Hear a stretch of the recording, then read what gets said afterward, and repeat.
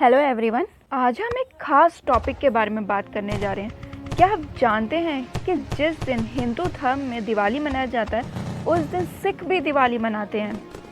क्या आप जानते हैं इस बारे में कि वो क्यों मनाते हैं दिवाली उस दिन? एक बहुत ही रोमांचक कहानी है इसके पीछे।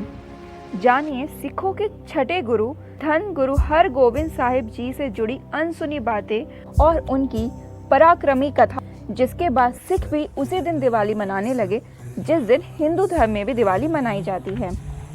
सबसे पहले तो मेरी ओर से सभी संगत को वाहेगुरु जी दा खालसा वाहेगुरु जी दी फतेह। आज मैं आपको सिख समुदाय के एक ऐसे गुरु साहिब जी के बारे में बताने जा रही हूँ जिनके व्यक्तित्व से प्रभावित होकर मुगल बादशाह जहांगीर ने उनके साथ साथ 52 राजाओं को अपनी कैद से आज़ादी दे दी थी। इनका कार्यकाल पंथ के साथ साथ मानव सेवा के लिए सबसे अधिक माना जाता है। दोस्तों, श्री गुरु हरगोविंद साहिब जी अपने कार्यकाल में एक ऐसी हस्ती रहे जिनके उपलब्धियों का बखान करने में मेरे पास आज शब्द ही कम पड़ गए हैं। इसीलिए मैंने गागर में सागर भरने का प्रयास किया है। यदि इस वीडियो में कहीं से भी कुछ छूट जाए तो प्यारे दोस्तों, मैं उसके लिए पहले से ही क्षमा प्रार्थी हूँ। इस वीडियो को आपके समक्ष रखने का मेरा खास मकसद ये भी है कि आज गुरु साहिब जी का प्रकाश पर्व है। इसीलिए चलते हैं वीडियो के माध्यम से सिख समुदाय के छठे गुरु श्री हरगोविंद साहिब जी से मिलने।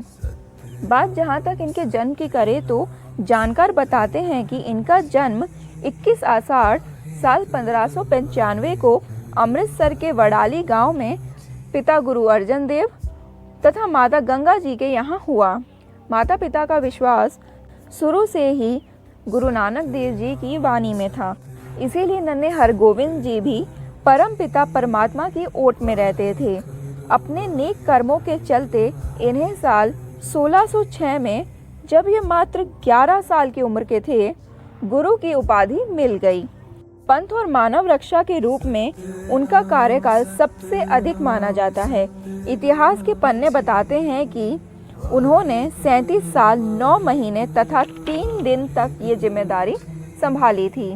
हालातों के रुख को बदलते हुए देखकर श्री गुरु हरगोविंद साहिब जी ने शस्त्र एवं शास्त्र की भी शिक्षा ग्रहण की थी।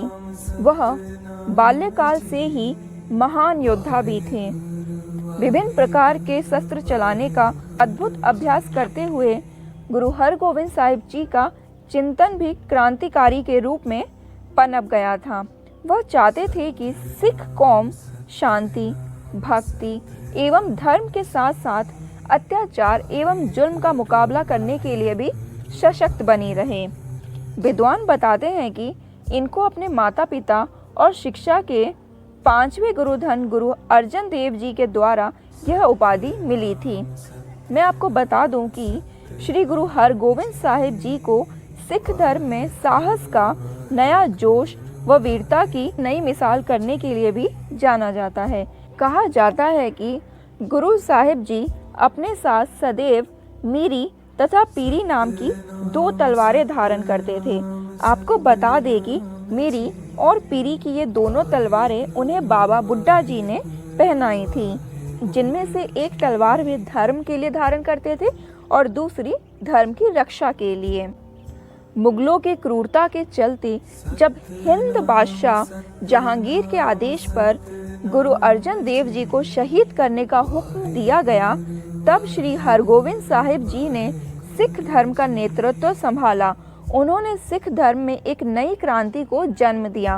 कहते हैं कि जब गुरु साहिब जी के नेतृत्व में सिख धर्म के लोगों ने मुगलों की क्रूरता के खिलाफ बगावत करना शुरू किया, तो मुगल बादशाह जहांगीर ने उनके साथ साथ अन्य 52 राजाओं को ग्वालियर के किले में बंदी बनाकर कैद में डाल दिया। इन्हें बंदी बनाने के बाद से ही हिंद मुगल बादशाह जहांगीर मानसिक रूप से परेशान व मानसिक तौर पर पीड़ाग्रस्त रहने लगे। इस परिस्थिति को देखते हुए मुगल शहंशाह के किसी करीबी फकीर ने बादशाह को सलाह दी कि वह गुरु हरगोविंद साहिब जी को तत्काल ही रिहा कर दे।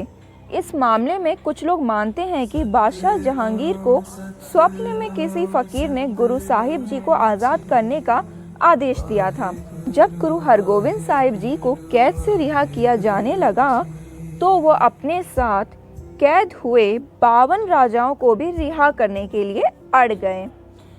लेकिन बादशाह जहांगीर एक साथ 52 राजाओं को रिहा नहीं करना चाहते थे, इसीलिए उन्होंने अपने सलाहकारों के साथ मिलकर एक कूटनीति बनाई और हुक्म दिया कि जितने राजा अपने गुरु हरगोविंद साहिब का दामन थाम कर बाहर जा सकेंगे, केवल वो ही रिहा किए जाएंगे।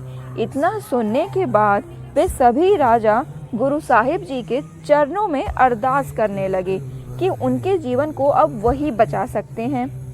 गुरु साहिब जी ने भी उनकी पुकार सुनते हुए एक ऐसी युक्ति निकाली कि जिससे राजा की बात भी रह गई और तमाम राजा भी आज़ाद हो गए। कहते हैं कि गुरु साहिब जी ने जेल से रिहा होने पर नया कपड़ा पहनने के नाम पर 52 कलियों का अंगरखा सिलवाया।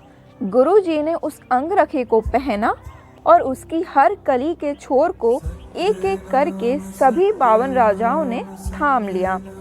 जब बादशाह ने यह दृश्य देखा तो वो हक्का बक्का रह गया, लेकिन अब वो कर भी क्या सकता था।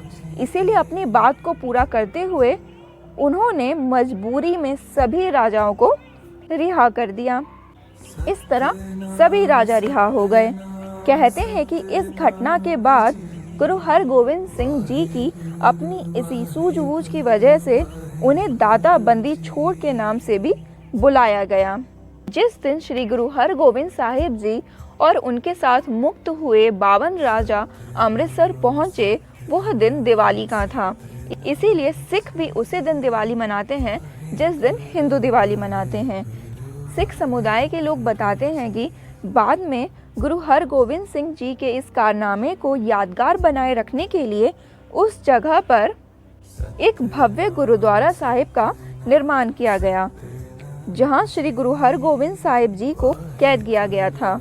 उनके याद के रूप में बना ये गुरुद्वारा दाता बंदी छोड़ के नाम से जाना जाता है, जो कि आज ग्वालियर में स्थित है। ग्वालियर किले से कुछ ही दूरी पर गुरुद्वारा दाता बंदी छोड़ है, जिसके ऊपर मैंने पहले से भी एक वीडियो बना रखी है। अगर आप ग्वालियर के किले के बारे में जानना चाहते हैं और उससे जुड़े पूरे इतिहास के बारे में जानना चाहते हैं तो डिस्क्रिप्शन पे आप लिंक को टच कर सकते हैं। तो इस वीडियो में इतना ही। अगर मुझसे कोई भूल चूक हुई हो तो आप मुझे कमेंट करके बता सकते हैं। इसके अलावा आप मेरे वीडियो को शेयर एंड लाइक भी कर सकते हैं, चैनल को सब्सक्राइब कर सकते हैं। और मेरी तरफ से आप सभी को दिवाली की हार्दिक शुभकामनाएं।